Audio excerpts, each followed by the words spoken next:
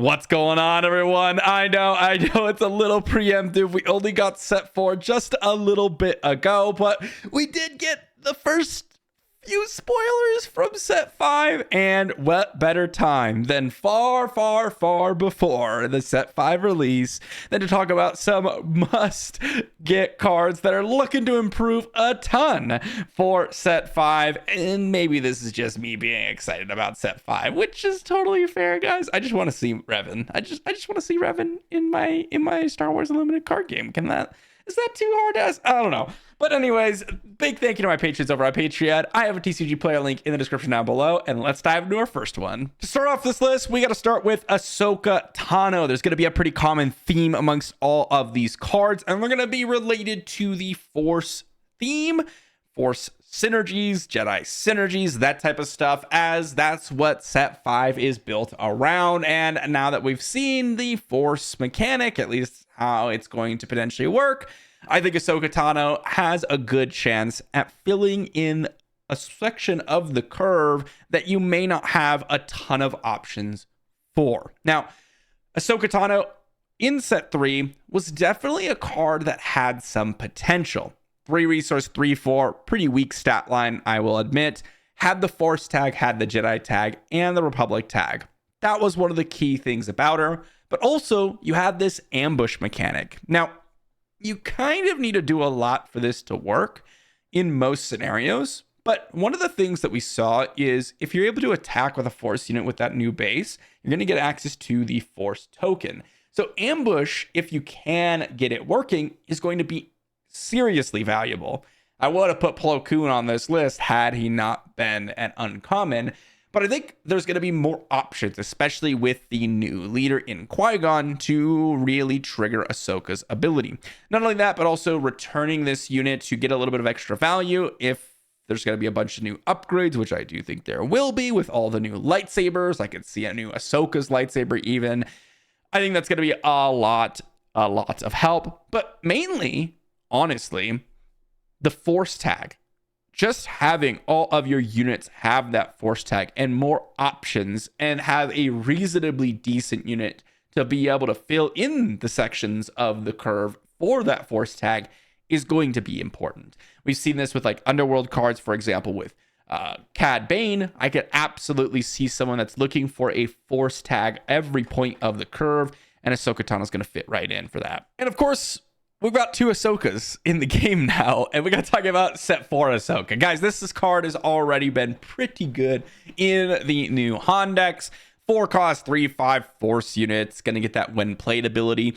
Immediately, when the new Qui-Gon was revealed, I thought of Ahsoka Tano as a perfect addition to that deck. Getting more value out of the when played effects just seems exceptionally good, okay? But more importantly than that, we have another unit that's going to be doing something that you already want to do. And to be honest, this card in of itself right now is good enough to be played, that when you add just a little sprinkling of a little bit of extra incentive, such as the Force tag, it's going to be a card that's going to jump up in value immensely. When you already have a card that's pretty solid and is seeing play, and you just give it a little bit of a bump, that's going to push it into the stage of, okay, now this is a core component. And that's not even considering the amount of shenanigans you can pull off with Qui-Gon. I know the other day someone mentioned,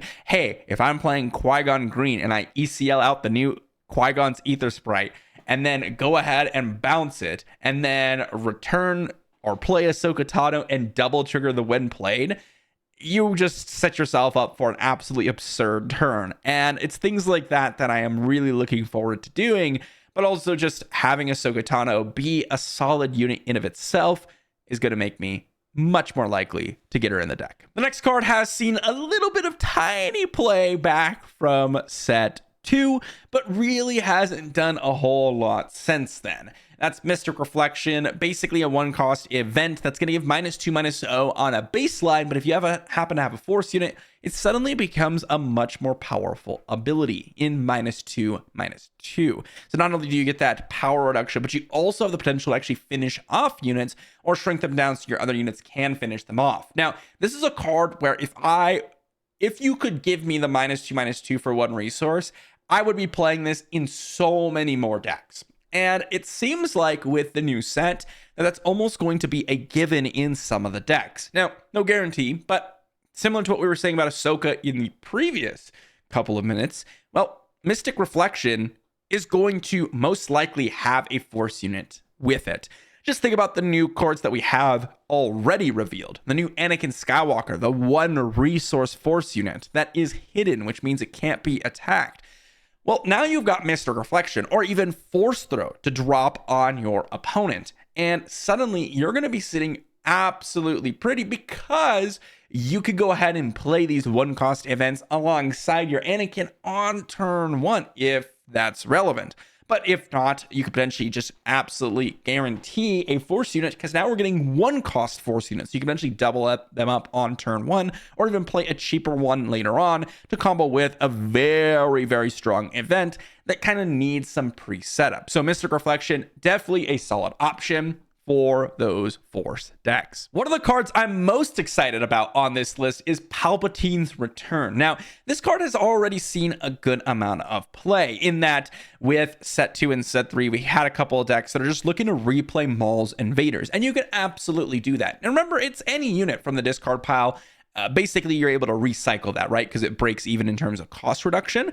But if it's a Force unit, you suddenly get an 8 cost reduction. And I could absolutely see us getting some massive units, massive 8 drops, like Darth Sidious, for example, that was already revealed. Of course, we already have Snoke, but this just gives more options available. Or even 9, 10, 11, 12 drop Force units, similar to how we had capital ships. I could absolutely see that being the case, and you're able to actually benefit from that cost reduction. But just also in the late game, if we do happen to have mid-range and more soft control decks returning to the meta, something like playing Palpatine's Return to get a little bit of a discount to potentially double play a couple of cards in the mid to late game is going to be extremely valuable, even if you're recycling something from an earlier turn. So all of those are really nice. But also, and this is something that hasn't actually been relevant yet, and this is something that I'm excited to see, is that this is a Force card in of itself, right? So there's not a ton of these in the game, but it hasn't been relevant to see a Force card being played. It's similar to how, like, for example, when you're playing an Underworld deck like Cad Bane and you're playing an Underworld event, boom, you get a little bit of extra value. Well, maybe with Palpatine's Return, we're going to see some sort of value from just playing a Force event. It doesn't actually have to be a Force unit. So that could be a little bit of an extra bonus with set 5. Another card that saw a little bit more play when the card pool was a little bit smaller in set 1 and set 2 was It Binds All Things, especially with the RARES of the world, and in some cases the earlier stages of Cheer It Red, which was always a ton of fun. The 2-cost event actually does some major work by going ahead and healing up 3 damage and then potentially even dealing 3 damage to an opposing unit. On baseline, if it's a 2-cost event that just heals 3 damage from a unit, you're looking at a pretty bad event.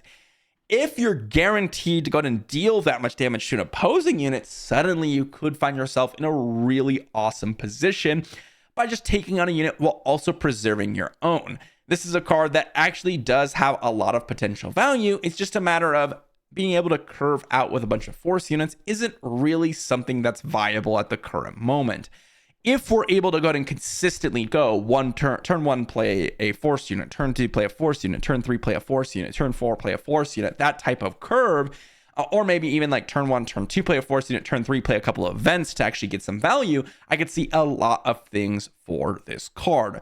In the game, there's usually a good amount of the time when you're doing some trades, getting a couple damage, just like maybe 2-3 points of damage on a unit, and then It Binds All Things as a way to make that unit a new threat by fully healing it up, so your opponent just doesn't have an easy way to deal with it, but then also potentially killing off one of your opponent's units, or even just dealing a little bit of damage to combo potentially with like Tarkin Town, could be an amazing addition if we have a bunch of force units to really synergize with this card.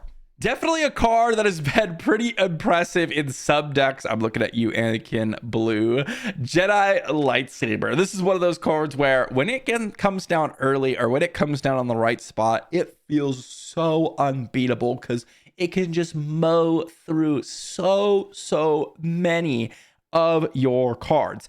But there's actually another hidden kind of mechanic about this that I'm really curious about. Well, obviously, you're going to get the +3/+3, and if it's a force unit, you can give -2/-2 to the defenders. Anything with Overwhelm, which is one of the reasons why Anakin works so well with it, just does absolutely bonkers stuff. I could absolutely see some more force units with Overwhelm in the meta.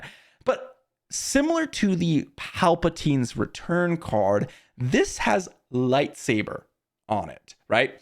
And of course, there's a lot of lightsabers, and there's some that are good, like Jedi Lightsaber, that are kind of just in general pretty solid. But there's others that are maybe not so great, like Mace Windu's lightsaber in general. There might be a little bit of extra incentive just be putting lightsabers out on your Jedi. In a set that's all about Legends of the Force, there could be reasons to maybe equip them with lightsabers, and there could be a synergy piece there. That's a little bit more of a minor hope.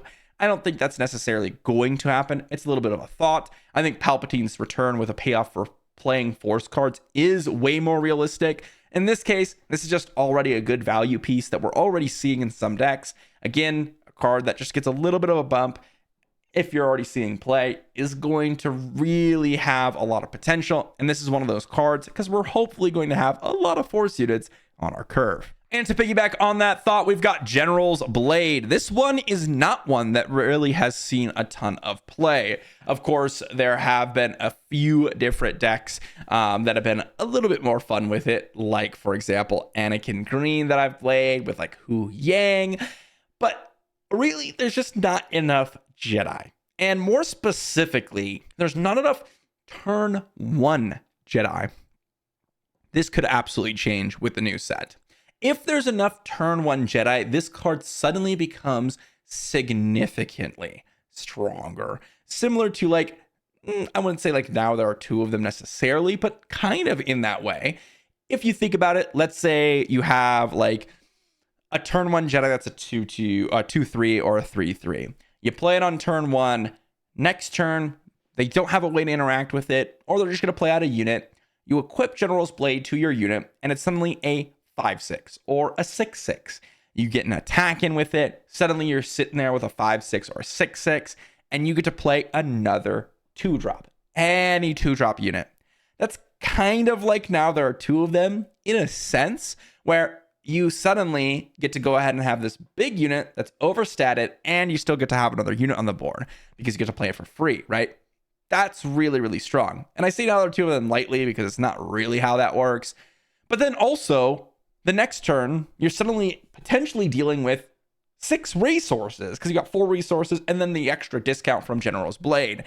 Again, the key here is there really isn't a whole lot of options when it comes to turn 1 plays for General's Blade. If that changes, then we've got a card on our hands that could be a key component to doing some massive work. Another exciting one that really I haven't gotten to play with since set 1 is Force Lightning. This one was definitely one that we were kind of theorycrafting a little bit around set 1, and of course we were playing with, especially to deal with the K2SOs at the time, which it's still good against K2SOs, but we're seeing a lot less of K2SO.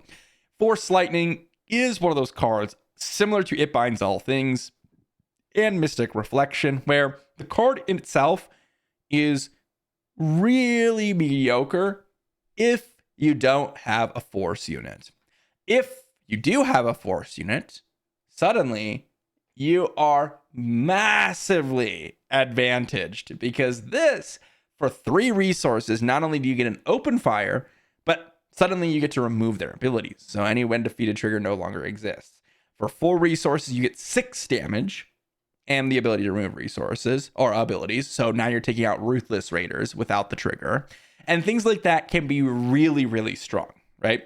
Really nice for more of a mid-range style of deck where you are going to be curving out maybe with a little bit of force units, and then you got a few of these different events. And this one being not modal necessarily, but being able to cater it to how many resources you want to spend in a turn, potentially, and really dealing with late game stuff as well. And most importantly, for some of the mid-range decks, dealing with the when defeated abilities as well can be really powerful. Of course, you could also just have the incentive of just having this as a removing abilities effect for one resource. And in some cases, that's good enough.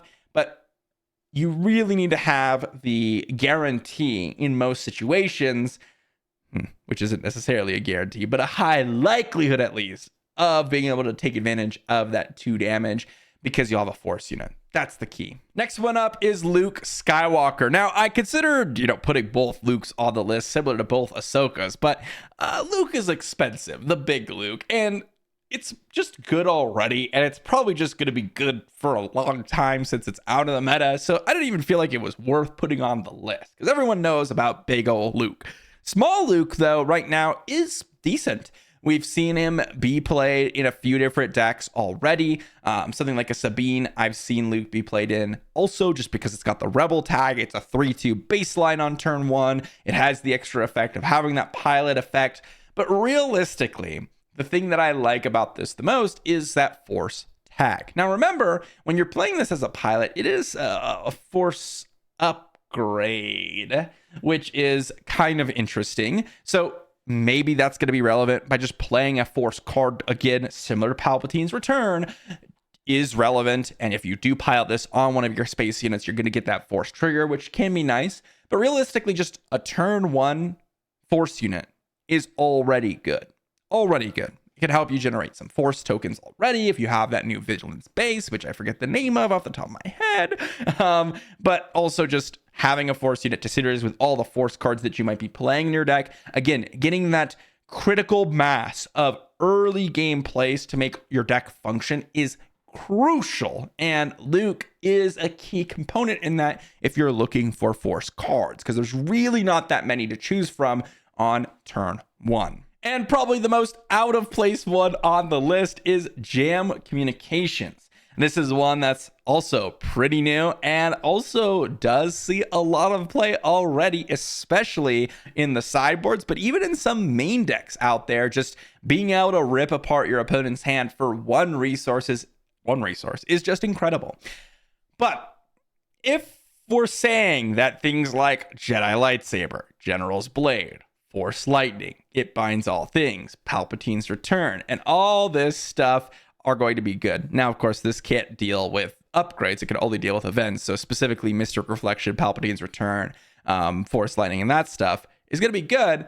I would very much expect Jam Communications to be good because all those cards also invite other events like Force Throw, for example. And paying 1 to trade with your opponent's Force Throw, which is arguably one of the best cards in your opponent's deck, if they have a force unit out, is going to be really, really powerful. Or just getting rid of another random force card that might have some synergy with new set 5 that we don't even know exists yet. Well, suddenly Jam Communications is going to look a lot better. Or taking out the Forces With Me, which is already a very strong event, especially if you can guarantee force cards. Jam Communications is worth the 1 resource. This card's already really good as a sideboard option and is pretty underrated in my opinion and pretty cheap. And I think with set 5, we're going to get more events, more force synergies. That's kind of what Force is all about. I could see Jam Communications being an essential piece for some cunning decks to really run you over. But that's going to be the top 10 list. I know it was a little bit of preemptive top 10 list because we don't even know anything about set 5, but these are just some early predictions, as you all know that I love to do, and I'm excited about set 5. What can I say? I want my Revan, I want my Malak, I want Mitra, I want everything, to show up. I just do. I'm super excited. That's gonna be all of it, guys. Let me know what you think in the comment section down below. Are you as excited about this set than I am? I was excited about set 3, don't get me wrong, but set 5, Legends of the Force, I think I said this back like set 2. When I saw the name of it, I think we saw it as early as set 2 when they kind of revealed, hey, we're going to be doing this and then this and then this. I don't know. Legends of Force may have came later when set 3 came out. But we have been looking forward to it, or at least I have been looking forward to it for a while. So I cannot wait. Thanks for watching, and I'll see you all for the next one.